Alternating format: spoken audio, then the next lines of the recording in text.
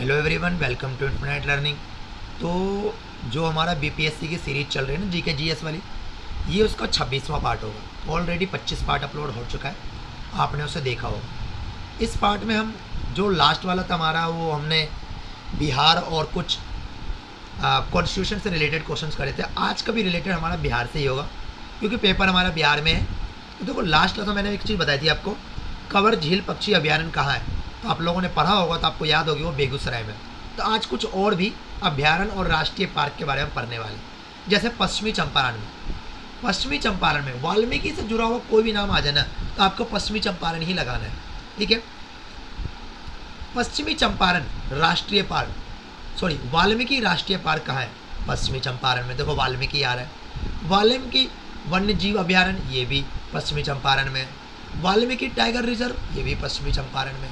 उदयपुर अभयारण्य, ये भी पश्चिमी चंपारण में। तो पश्चिमी चंपारण को 4 चीज़ें याद रखनी है: वाल्मीकि राष्ट्रीय पार्क, वाल्मीकि वन्य जीव अभयारण्य, वाल्मीकि टाइगर रिजर्व और उदयपुर अभयारण्य। ठीक है, चलो आगे बढ़ते हैं। वैशाली बड़ेला सलीम अली पक्षी अभयारण्य, ये कहाँ पे है? वैशाली में। बड़ेला सलीम अली पक्षी अभयारण्य, बरेला सलीम अली पक्षी अभयारण्य कहाँ पे है? वैशाली में। उसके बाद आपको याद रखना है कि जो कुशेश्वर स्थान पक्षी अभयारण्य, कुशेश्वर स्थान पक्षी, ये दरभंगा में। कंवर झील पक्षी अभयारण्य में पहले बता चुका हूँ आपको, ये बेगूसराय में। भागलपुर में, ये इंपॉर्टेंट है, विक्रमशिला गांगोई डॉल्फिन अभयारण्य, ठीक है ना। आपको पता ही होगा, बिहार में ही ये डॉल्फिन मिलता है, गंगा वाले में, है ना, और कहीं नहीं मिलता भारत में। तो भागलपुर विक्रमशिला गांगोई डॉल्फिन जो गंगा में मिलता है, डॉल्फिन अभयारण्य कहाँ है? भागलपुर में। डॉल्फिन अभयारण्य कहाँ है? भागलपुर में। विक्रमशिला नाम है इसका, याद रखना है। और वैसे भी विक्रमशिला ट्रेन जो भागलपुर तक जाती है, तो आपको इससे भी याद रख सकते हो। मुंगेर में भीमबाध वन्य जीव अभयारण्य है, ये सबसे ओल्डेस्ट वाला है, आपको ये पूछ सकता है सबसे ओल्डेस्ट अभयारण्य कहाँ पे है, वन्य जीव अभयारण्य। तो मुंगेर में है। कौन सा? भीमबाध। और नागी और नकटी, ये तो पूछा ही जाता है। नागी और नकटी पक्षी अभयारण्य कहाँ पे है? नागी और नकटी डैम पक्षी अभयारण्य कहाँ पे है? जुमई में। कहाँ पे है? जुमई में। नागी और नकटी पक्षी डैम अभयारण्य कहाँ पे है? जुमई में। ठीक है। उसके बाद नवादा, नवादा में हमारा रजौली अभयारण्य। नवादा में कौन सी है? रजौली, नवादा में। गया में कौन सा है? गौतम बुद्ध वन्य जीव अभयारण्य, बहुत इंपॉर्टेंट है, आपको गौतम बुद्ध से भी याद रहेगा, गया, ठीक है ना। ग से गया, ग से गौतम बुद्ध, वैसे गौतम बुद्ध का रिलेशन गया से है। तो गौतम बुद्ध वन्य जीव अभयारण्य कहाँ पे है? गया में। उसके बाद रोहतास में, रोहतास जो हमारा जगह है बिहार में, वहाँ पे कैमूर वन्य जीव अभयारण्य है। कहाँ पे? कैमूर भभुआ में। तो आपको ये भी याद रखना है, कैमूर भभुआ में, ठीक है, वन्य जीव अभयारण्य। कैमूर वन्य जीव अभयारण्य, तो आपको नाम आएगा तो कैमूर तो लिखी दोगे आप, लेकिन है कहाँ? भभुआ में।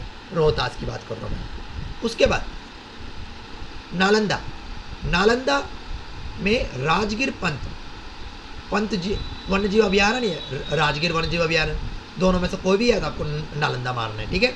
नालंदा में राजगीर पंत वन्य जीव अभयारण्य है। उसके बाद डीआरडीओ, ये ना डीआरडीओ को फुल फॉर्म पूछ लेता है भाई। डीआरडीओ फुल फॉर्म आपको याद रहनी चाहिए, defence research and development organisation. Defence research and development organisation, बताओ इसका मोटो क्या है? यही सबसे इंपॉर्टेंट है। फुल फॉर्म तो आप लगा लेंगे तुक्के में भी। मोटो, मोटो इसका है आदर्श वाक्य, जो इसको जिसको बोला जाता है बलस्य मूलम विज्ञानम, मतलब ज्ञान ही शक्ति है, ठीक है ना। जिस बच्चे की साइंस अच्छी होती है ना, क्योंकि विज्ञान में ही आजकल तरक्की है, ठीक है ना, जो विज्ञान पढ़ता है वही आगे बढ़ता है, ठीक है। तो डीआरडीओ का जो मोटो है, जो इसका आदर्श वाक्य है, वो क्या है? बलस्य मूलम विज्ञानम। आपको दोनों याद रखना है, चाहे वो संस्कृत में हो या हिंदी में हो, ज्ञान ही शक्ति है, ठीक है। विज्ञान ही शक्ति है, ठीक है, विज्ञान ही शक्ति, ज्ञान नहीं है, विज्ञान ही शक्ति है। बलस्य मूलम विज्ञानम, बलस्य मूलम विज्ञानम, ये इसका मोटो है डीआरडीओ। चलो आगे बढ़ते हैं।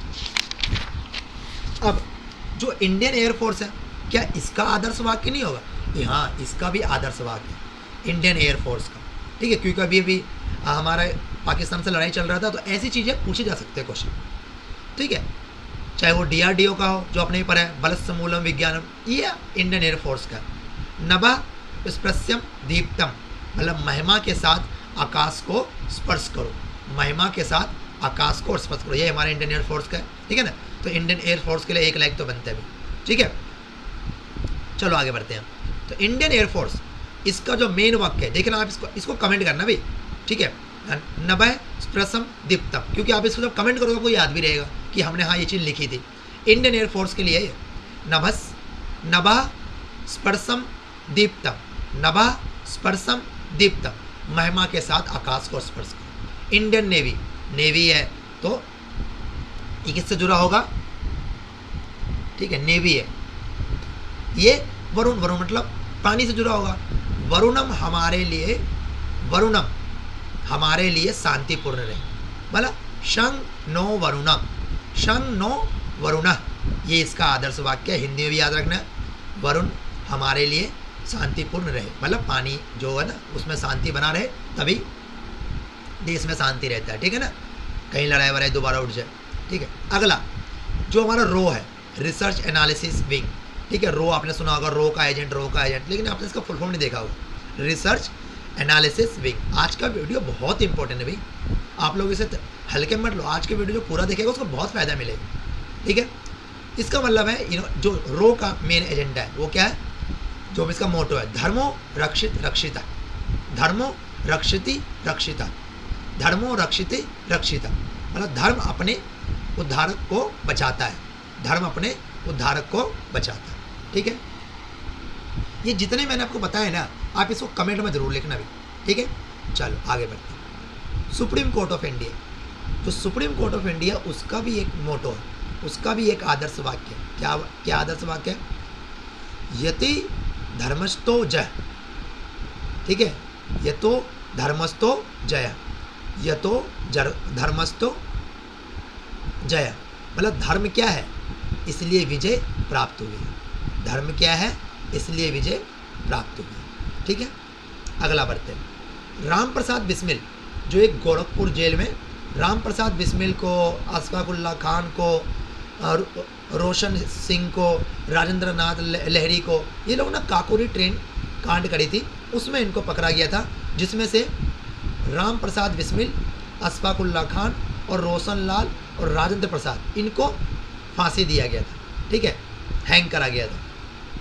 गोरखपुर जेल में राम प्रसाद को, अशफाकुल्ला खान को फैजाबाद में, ठीक है, सब 1927 की बात चल रही है, और रोशन सिंह को इलाहाबाद में। लेकिन राजेंद्र नाथ लहरी को 17 दिसंबर को, उनसे पहले ही गोंडा में फांसी दे दिया गया था। ये काकोरी कांड याद रखना है आपको, काकोरी ट्रेन हादसा, बहुत इंपॉर्टेंट क्वेश्चन है। 4 लोगों को फांसी हुई थी, ठीक है ना, ठीक है, और काकोरी ट्रेन हादसा में, ठीक है, 4 लोगों को फांसी हुई थी। ये हुआ था 1925 में, अगस्त 1925 में।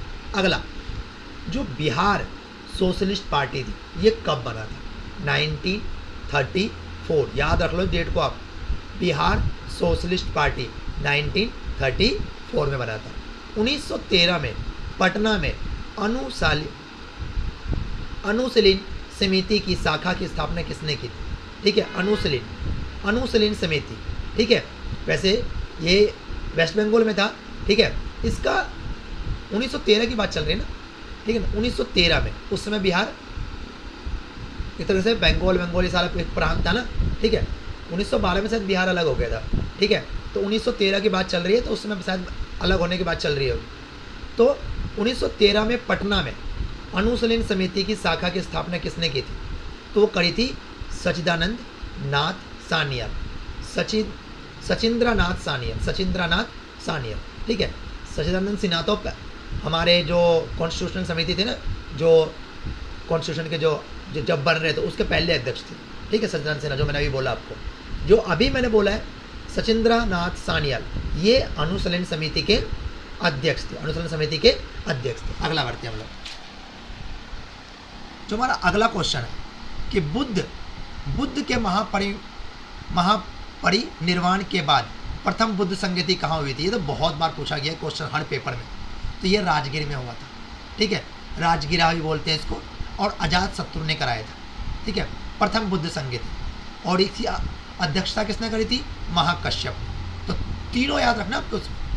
बुद्ध महापरिनिर्वाण की प्रथम बुद्ध संगति कहाँ हुई थी, राजगीरा में। किसने कराया था, सॉरी अभी का राजगीर, किसने कराया था? अजातशत्रु ने। किसकी अध्यक्षता थी? महाकश्यप। ठीक है, चलो बिहार टाइम्स का नाम बदलकर बिहारी कर दिया गया। पहले बिहार टाइम्स से न्यूज़पेपर आता था, उसका नाम बिहारी कर दिया गया। कब करा? 1906 में। कब करा गया? 1906 में। उसके बाद सर्च लाइट समाचार पत्र के संस्थापक कौन थे? मुरली मनोहर प्रसाद। सर्च लाइट समाचार पत्र के संपादक कौन थे? मुरली मनोहर प्रसाद। और पहले संपादक कौन थे? सैयद हैदर हुसैन। और दूसरे कौन थे? महेश्वर प्रसाद। महेश्वर प्रसाद। और वैसे इनके संपादक कौन थे? मुरली मोहन प्रसाद। पहले कौन थे संपादक? सैयद हैदर हुसैन। और दूसरे कौन थे? महेश्वर प्रसाद। मुगलों के द्वारा बिहार में पटना जगड़ को रीडेवलप करा गया मुगलों के द्वारा। ठीक है ना, पटना को रीडेवलप करा गया। इतना इंपॉर्टेंट नहीं, आगे बढ़ते हैं। इल्तुमिश ने बिहार में अपना प्रथम सूबेदार किसे नियुक्त किया था? याद रखना, इल्तुमिश ने बिहार में अपना पहला सूबेदार किसे नियुक्त किया? मलिक जानी। ठीक है, तो मलिक जानी ने बिहार के पहले सूबेदार थे और इल्तुमिश ने इसे वहाँ पे नियुक्त करा था। बिहार में जो थर्मल पावर प्लांट है हमारा, आपने सुना भी होगा, 1964 में ये बना था बेगूसराय में। ठीक है, बेगूसराय में। ठीक है, और ये किसके हेल्प से बना था? यूएसएसआर। उस समय होता था 1991 में टूटा यूएसएसआर, उससे पहले होता था वो यूएसएसआर। ठीक है, सोवियत संघ। बरौनी में है, बरौनी बेगूसराय, वहाँ पे है। 1964 में थर्मल पावर प्लांट बना था हमारा यूएसएसआर, जहाँ बिजली प्रोडक्शन होती है। ठीक है, अभी हमारा एक नवेली में है तमिलनाडु, एक हमारा तलचर में है उड़ीसा। तो ये आपको याद रखना है। तो बरौनी में हमारा पावर प्लांट बना था। बिहार वाला इंपॉर्टेंट क्यों है? क्योंकि हमारा बिहार का एग्जाम है। और ये बेगूसराय में है। ठीक है, इसको कौन चलाता? IOCL इंडिया की जो है, और यूएसएसआर के हेल्प से बनी थी। और नेवली में तमिलनाडु में है, और तलचर जो है ये उड़ीसा में। ये हमारा आज का बहुत ही इंपॉर्टेंट क्वेश्चन। ठीक है, अगर आपको वीडियो पसंद आए तो लाइक सब्सक्राइब करो और ज़्यादा लोगों तक शेयर करो और कमेंट भी करा करो भाई, जो चीज़ मैं बोला करो, तब आगे पढ़ाऊँगा ना मैं। ठीक है, चलो आगे बढ़ते हैं। Thank you.